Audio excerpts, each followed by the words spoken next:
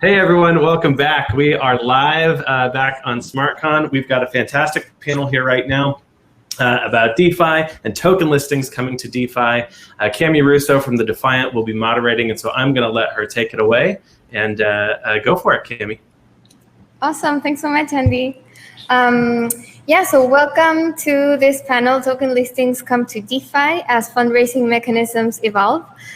We have wonderful panelists today. Matthew Finestone, Director of Business Development at Loopring, an exchange and payment protocol using Layer 2 scaling solution, CK Rollup. Fernando Martinelli, he's the co-founder and CEO of Balancer, a decentralized asset manager and DEX.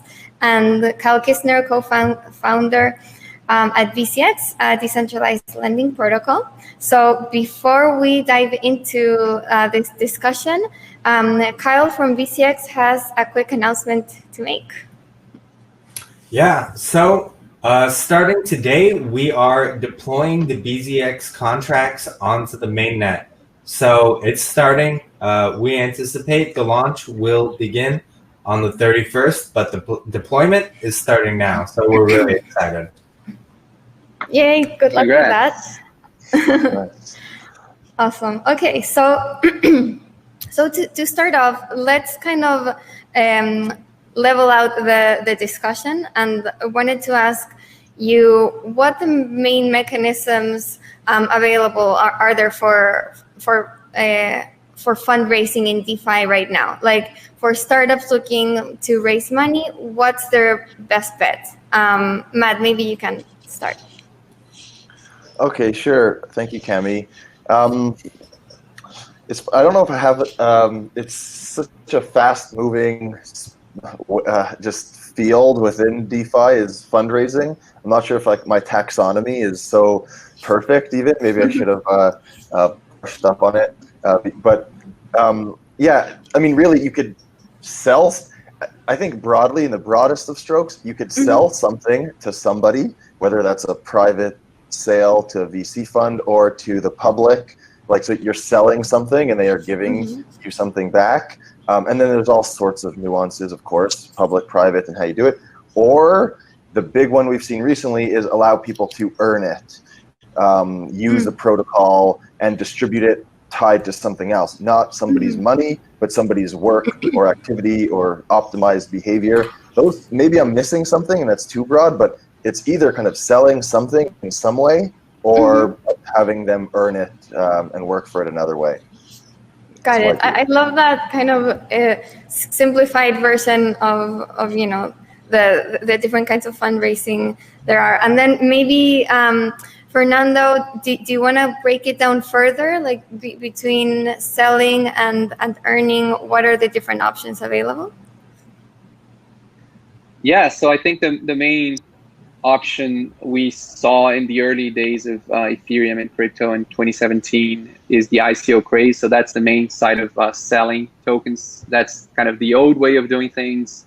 Maybe it's dead, maybe it's not. It's going to be repackaged into other ways, and we can talk about that.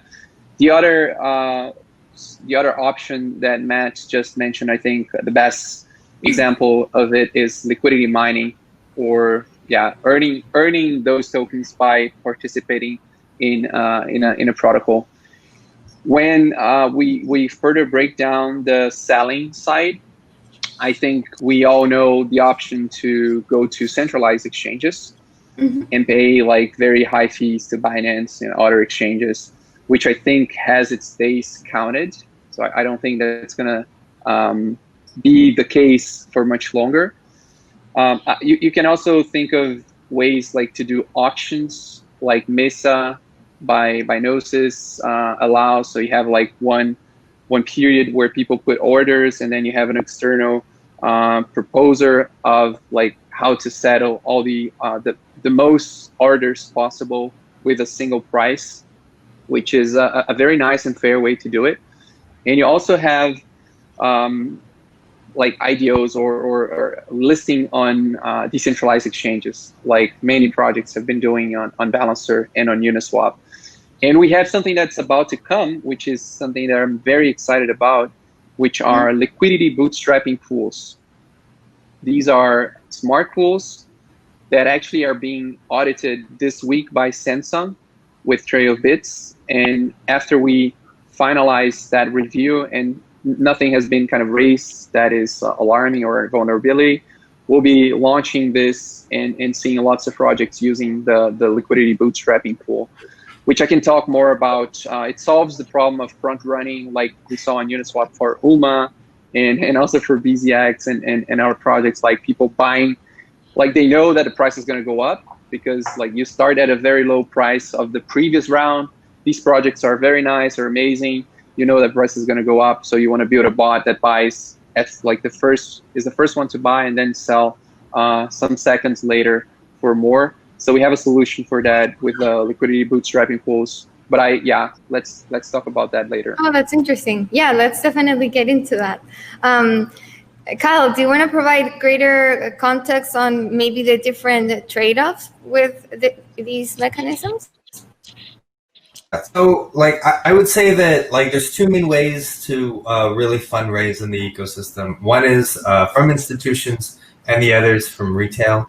I think kind of what we saw was in 2017, 2018, the primary way of fundraising for different blockchain projects was basically getting it from retail. And there was a lot of enthusiasm around the democratizing of finance, how finally the little guy is able to share in what accredited investors had been able to have for so long. We saw a trend of fundraising moving away from that, moving towards more vetting, moving away from the US. Now I would say the primary mechanism of fundraising for projects is institutional, either by applying to accelerators and giving away equity, or by selling seed stage rounds, either tokens or equity to institutions. And we're seeing, I think we're also seeing like another sort of fundraising mechanisms start to emerge here. And I think it's going to develop quite a bit, and which is basically we're going to give everything away for free in order to build the community. And then we're going to hope that the community, the DAO, votes to fund us, votes to give us money on the back end. So this is like a really interesting approach that I think we're seeing. And I think it's very interesting because like even getting to the point where you have a product that you can give away for free is actually pretty difficult. And so there's starting to be people who are trying to like financially support that whole process of bootstrapping it up to give it away for free. But the understanding is there is still some cash flow that will come to the people who give it all away because the DAO is going to fund them. So now we're starting to see like a fundraising ecosystem even crop up among those people to help fund them and get them to the stage of building the website and building the product and giving it away for free. So it's a very interesting trend where it's almost like people might start kind of investing in the developers themselves for the promise of, like, okay, well, when the DAO pays you back, we get a little chunk of that for helping you or something. That's interesting. But I mean, to be clear, when you say giving away the product for free, do you mean giving access to the different platforms, like the protocol without charging fees? Or like giving away 100% of the token without taking a stake, or both? Right. Like the Wi-Fi distribution or the YAM distribution, things like that, where, either, with Wi-Fi it was more like liquidity mining, and then with Wi-Fi it was more like a proof of capital, I guess you could say. Right. So the teams of each of your teams have had different token distributions and listings. I think it'd be interesting if each of you can go over how your own token was distributed or sold and how that experience was like. Fernando, do you want to start? Sure. So we wanted to keep things simple from a legal perspective, and we didn't accept any retail investors. And yeah, we are very glad we partner up with the best to us, like are among the best like investors in the space: Placeholder, Accomplice, Inflection, and Coin Fund. They've been extremely helpful, like really working with us as part of the team. And that said, we started the liquidity mining process, which is a way to distribute more the protocol ownership, because we want to get to this final stage of being fully decentralized. We don't want to be like a company telling you what the protocol should look like. We want to be like Ethereum or Linux, where you have a community building the future of a protocol.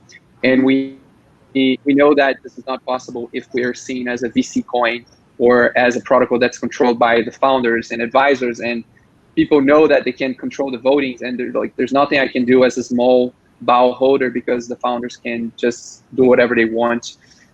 We know that this is not something that can be achieved overnight, so it's going to probably be a few years until we get to that level of entropy, as I like to call it, the distribution of BAO ownership across thousands and thousands of people. Over time, like, investors will reduce their positions in order for others to increase theirs, and for Balancer to be a more decentralized project. So that's the main idea of liquidity mining. And the staking proposal that we have on Balancer, this idea that people who provide liquidity on Balancer with BAO and ETH, WETH, WBTC, USDC, or DAI, those people get an extra boost for because when they provide liquidity with BAO, they are like increasing democratizing access to BAO. Because if you want to trade BAO, now you're going to see that there's very little slippage, because there's a pool with $60 million of BAO and WETH. So anyone can enter and exit their positions. So there's a lot of more flow. So we're getting to a more decentralized or healthier distribution faster with this staking proposal that we just approved. Got it. Cool. Kyle, do you want to talk about BCX? Yeah, for sure. So, we started back in 2017 and kind of debuted in 2018. We had some accredited investors, mostly like small angels, that bought our token.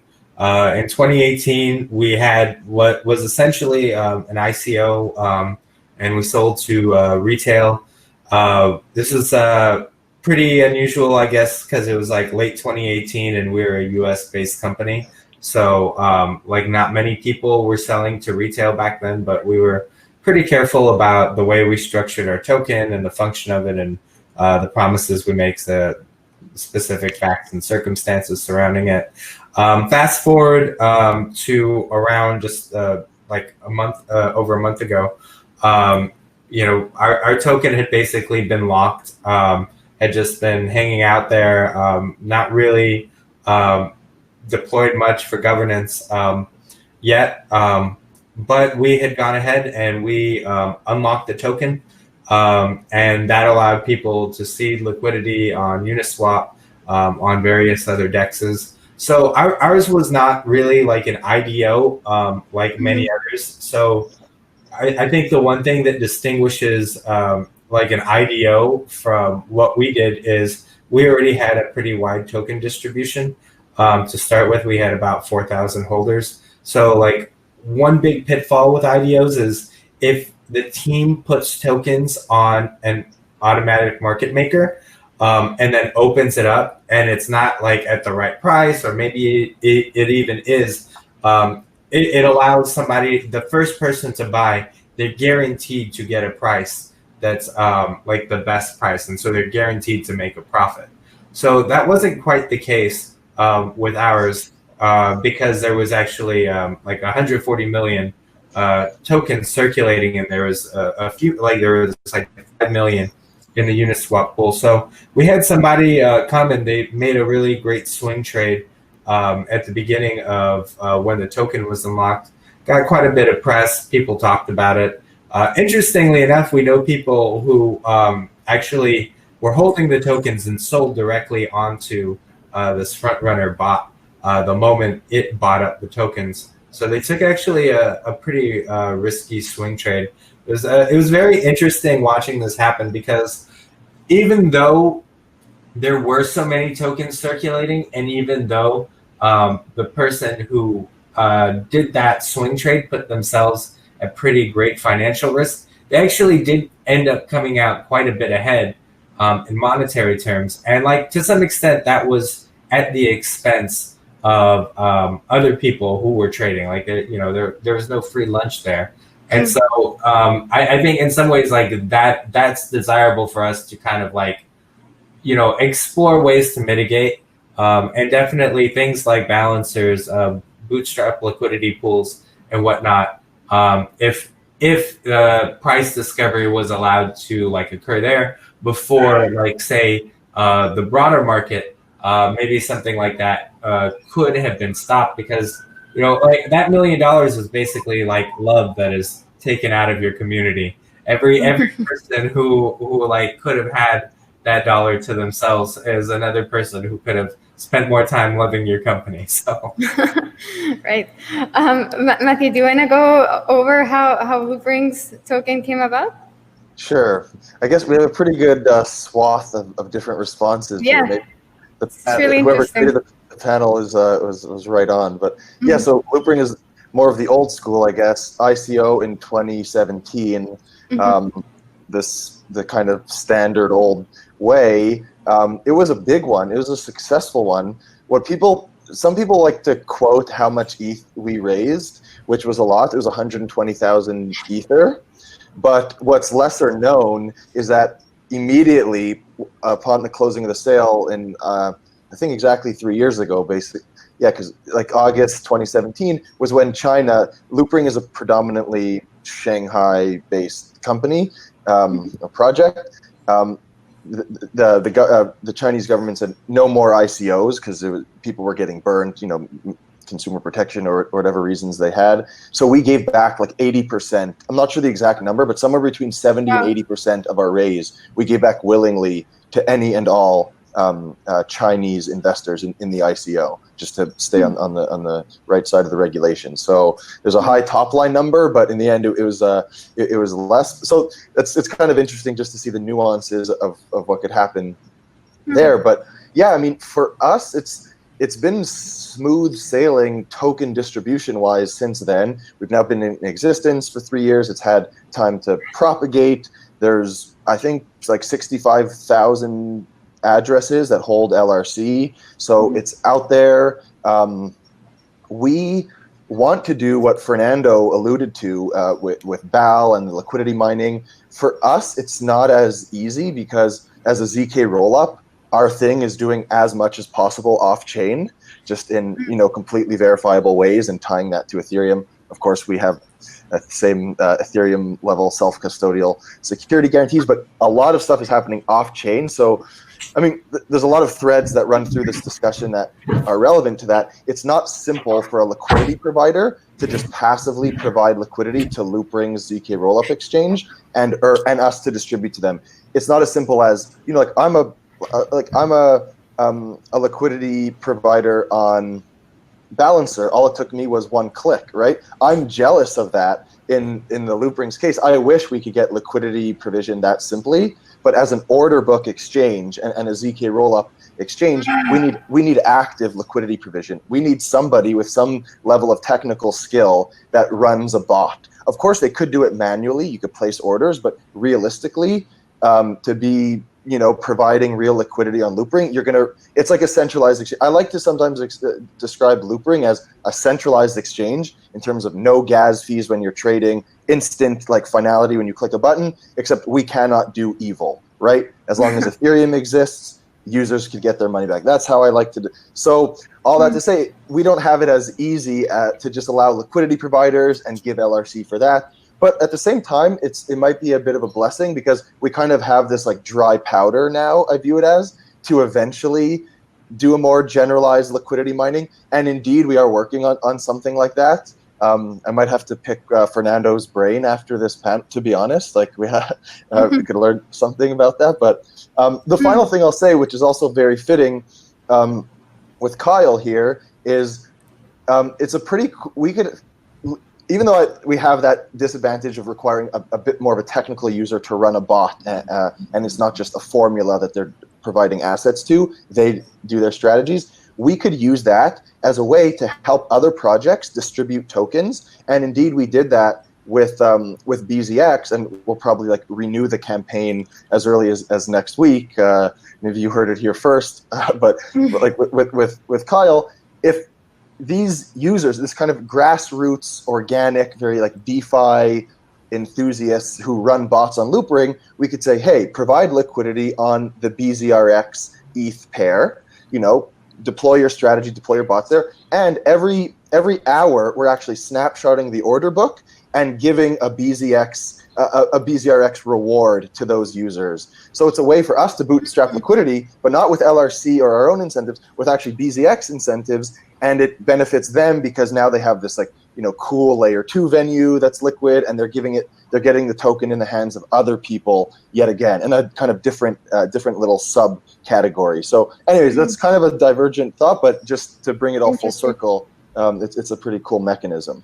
But couldn't you do the same with LRC? Like provide a snapshot of like the order book and who's providing liquidity for LRC as well? You're absolutely right. We do that. Kyle is an example of like a third-party project that we do that program with. We have been doing it with like LRC ETH since a few months ago. So, but we're actually paying out rewards usually in DAI or USDT. We do definitely want to get though to paying out those rewards in LRC. We're waiting though with that dry powder until we could like generalize it more, because we don't want still like a dozen or 24 bot runners on our ZK rollup to reap all the rewards. Right? We want to make sure that more people could get their hands in there. Got it. Super interesting to hear all the different ways your tokens were listed and distributed. We have like, a good mix here. And so now I want to dig into this new or newish mechanism that's becoming more and more common, which you all mentioned, listing directly on decentralized exchanges. And why would a blockchain startup choose to do this versus go to a centralized exchange? Kyle, do you want to go first? Yeah, sure. So this new IDO phenomenon, it's pretty interesting because there was nothing really stopping it from happening before. I think perhaps one of the big tipping points was that like people actually started using DEXs, so that actually had the traction to start making sales on it. So like we kind of started with this ICO trend, and the ICOs didn't really die.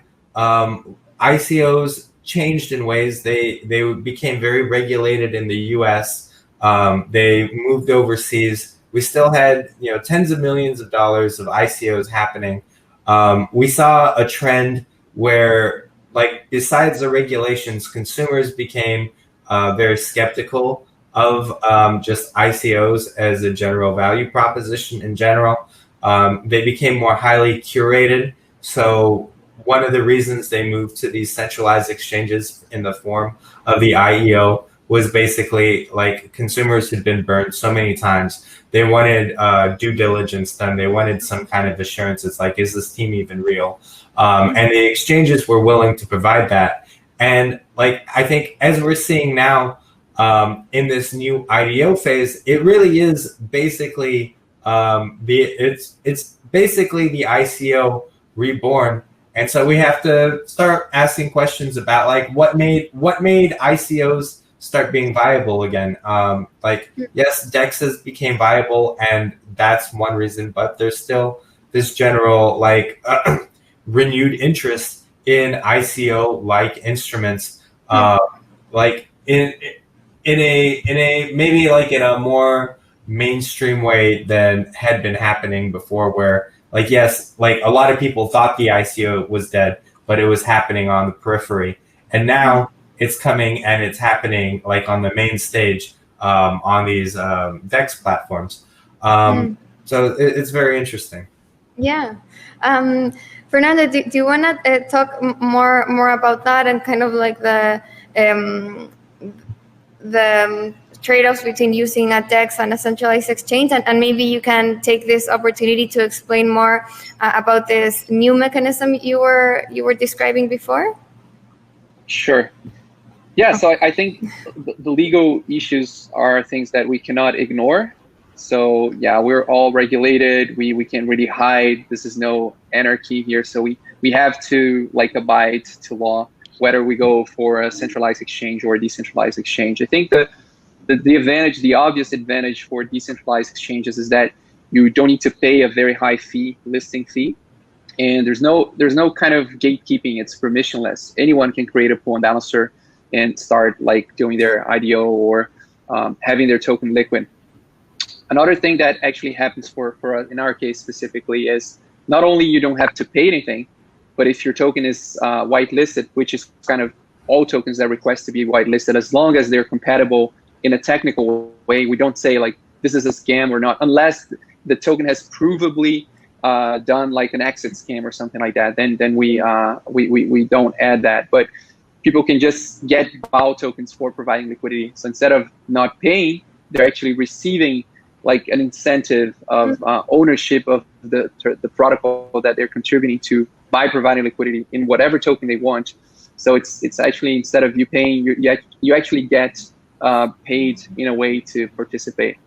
So the specific idea of liquidity bootstrapping pools and why they're a lot better than simply listing on a shared pool on Balancer or a Uniswap pool is that, and that's a characteristic of smart pools, the parameters can change. So for a shared pool and Balancer to protect the liquidity providers, the creator of the pool loses all rights over that pool. They cannot add new tokens. They cannot change weights. So people know, okay, I invested in this pool that has 80-20 BAO ETH. Trading fee is 0.3%. This is not going to change. No one will be able to add a new like random token and withdraw or drain my money here. Liquidity bootstrapping pools are smart pools where, people cannot, like the owner of the pool cannot add a new token, but there's a schedule, and you can read that on the code of the smart pool that says the project token starts at weight 95, and ETH or DAI or both, you can sell for both ETH and DAI, they start with weight 5. And over time, and you start with a very high price. So there's not going to be front runners, there's not going to be this FOMO. And then over time, you allow the weights to be poked by arbors, by buyers. And as time goes by, those weights start to, the project weight starts to go down, which means that if no one traded, if the balances are the same, the price of the token will go down, because the price is a consequence of the balance. The more balance there is, the lower the price, and the weight. The higher the weight, the higher the price, because weight means how much value that takes up of the pool. So if your weight is going down and no one traded, it means that the price is going down. At some point, it will make sense for someone who says, well, this is the sweet spot for me. I want to, it's almost like a Dutch auction, right? Over time, you can find your entry point. But the nice thing is that, differently from a Dutch auction, it is at the same time a balancer pool that allows people to sell and buy, sell and buy, sell and buy. So at any point, like the weights are constant, and people can trade like a Uniswap pool or a balancer pool, shared pool. But they know that over time, if they want to buy, unless people buy a lot, the price will go down. So it kind of matches those two sides, like the demand and the supply, over time in a beautiful way that avoids FOMO, it avoids front runners, and lets everyone buy. So it could happen that the price is never reached, because at some point people are starting to buy, and even though the weight is going down, by people buying, the price keeps constant. Like the buy pressure compensates the weight going down. And so at the end, let's say this takes like 2 months. At the end, the project invested 95% of the value in project token and 5% in DAI. At the end, they actually have the opposite. They have 90%, 95% in ETH or DAI, and only 5% in their project token. Now they can withdraw a portion of their of that liquidity, and they now have more DAI or ETH to pay for their expenses. So it's just like an ICO, but at the same time, you have liquidity all along the way. So that's pretty innovative and interesting. Yeah, and we're going to see that happening very soon. For a very lot of cool. Yeah. Do you have already projects kind of waiting to do that? Like, who's going to be the first project to do that? We have perp.fi. They announced it, that they're going to do like a 7.5 million liquidity bootstrap pool next Wednesday. But we told them, hey guys, maybe you're gonna have to postpone that because we're finishing the audit this week. We still haven't found any bugs or vulnerabilities, but Samsung is still looking at it. And if we need to change something and do like a review, you might have to postpone that. But I think it will be the first one on Wednesday. And there's lots of other projects waiting for this audit to be concluded for them to also do the same. Yeah. So, I mean, this has been great. We've gone over so many different ways of listing tokens. If I can have like 1 minute, the host Chainlink asked to discuss how Chainlink plays a role in each of your projects. I don't know if we can take a minute, an extra minute to do that. Sure, we're going to break right after this, so let's do a great wrap up. Thanks. Yeah, so Matthew, do you want to start with that? Sure. It's hard to actually express this very quickly because we use Chainlink in a way that is not the typical DeFi, just like price feed way for some synthetic asset or advanced order type. Although we could do that, of course, like we're an exchange, and so we could use that. But we use it right now in a rather simple and cool way. A DEX operator on Loopring, like anyone, not just Loopring.io, but Loopring's an open protocol. They have to stake some amount of LRC as kind of like a good behavior bond. It's not like a full security bond because our security is inherited from Ethereum and zero knowledge cryptography. So that's where our security is from.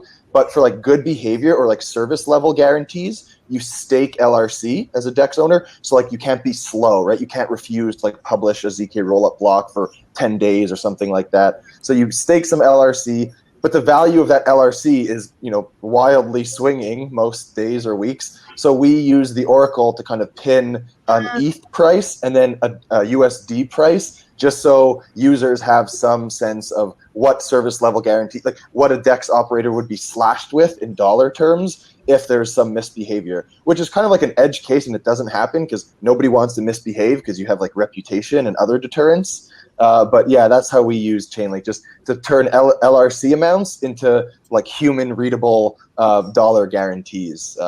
Yeah. Kyle? Yeah, so we use Chainlink in 3 different places. One is when you're opening a loan, we make sure that the loan is properly collateralized. The contracts aren't aware of what external prices are on their own. And so we use Chainlink as an oracle to tell us that.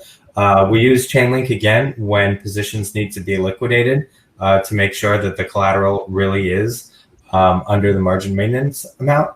And the third place that we use Chainlink, this is kind of like a new use case, and in a way, it reminded me of Loopring, and just that it's kind of like it's a different use of it. We're using it to secure our yield farming program. So we're coming out with a yield farming program on debut this Monday, and there's 2 parts to it. One part is pretty simple. It's kind of done a little bit more like Balancer, where there's snapshots, and then we're sending you the tokens. Like there's like a basket of tokens, and then we'll send people the tokens proportionally to the fees they generate. But the second part is where Chainlink is used. We're going to give people 50% of their trading fees back in the form of the BZRX token. And so this is like a longer term program. It's primarily based on like what fees you pay in. So this is going to be mostly borrowers and traders, and we're trying to make these people sticky in the protocol by kind of like the more they use it, more deeply investing them in the protocol. So that's the third place that we use Chainlink. And Fernando? It's just a phrase. In smart pools, you can have that feed be used to do intelligent things, like whenever there's a lot of volatility, Chainlink's prices are going up and down, you can increase the fee of your smart pool. And it's like Uber, it's like surge pricing. People are less like sensitive to fees because there's a lot of volatility. They want to sell, it doesn't matter if 0.5 or 1. You increase the fees, you generate more profit for the pool, and liquidity providers are attracted, which increases the liquidity and attracts more traders because there's less slippage now. So it's just like Uber, and that can come from Chainlink. So low volatility, low fees, high volatility, high fees, and your pool is more optimized. And yeah, better suited to demand. Got That's it. Awesome. Well, thank you so much to our amazing panelists. Thank you to Chainlink and SmartCon for inviting us and having us here. It was such an interesting conversation. Thanks, Yes, Cami. Thank you. Thanks, Matt. Bye-bye. Take Bye, care. everybody.